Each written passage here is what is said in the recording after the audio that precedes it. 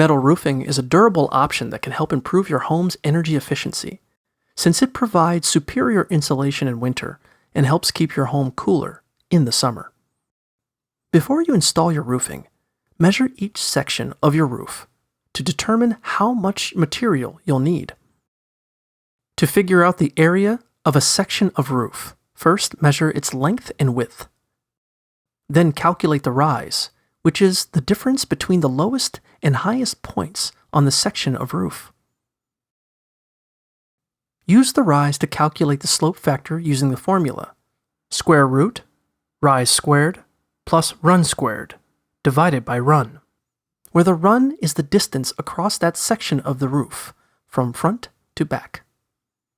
Finally, multiply length by width by the slope factor to find the area of each section of roof. Add together the area of each section to find the total area of your roof.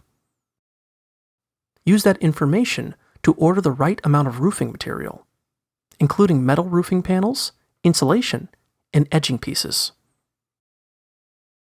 You'll also need tools such as a jigsaw or power metal shear, a staple gun, a drill with various bits, 1 1/4 inch, 3.18 centimeters roofing nails, metal roofing screws, and self-drilling wood screws.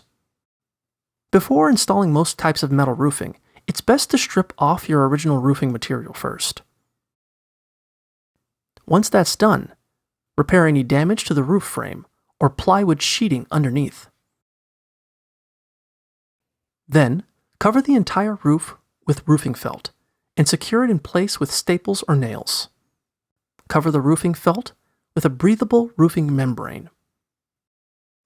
This will help keep your roof insulated and prevent moisture from getting trapped between the metal roofing and the frame underneath.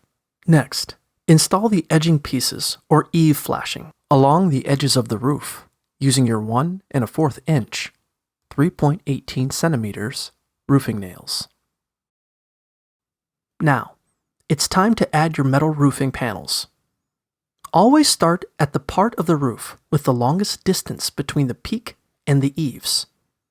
Secure each panel in place using neoprene washer head screws, spaced about 12 inches, 30 centimeters apart, along the whole panel. Each new panel should overlap with the one next to it by at least 1 inch, 2.5 centimeters. When the whole roof is covered, add the flashing, which is a series of metal strips that cover the joints where the different sections of the roof meet. You'll need to cut the ends of the strips at the correct angle before installing them. Attach them with 1 to 2 rows of screws, depending on how wide they are. When you're done, inspect your work and make sure there are no exposed areas or loose pieces of roofing material. Once you've fixed up any rough spots, your new roof is done.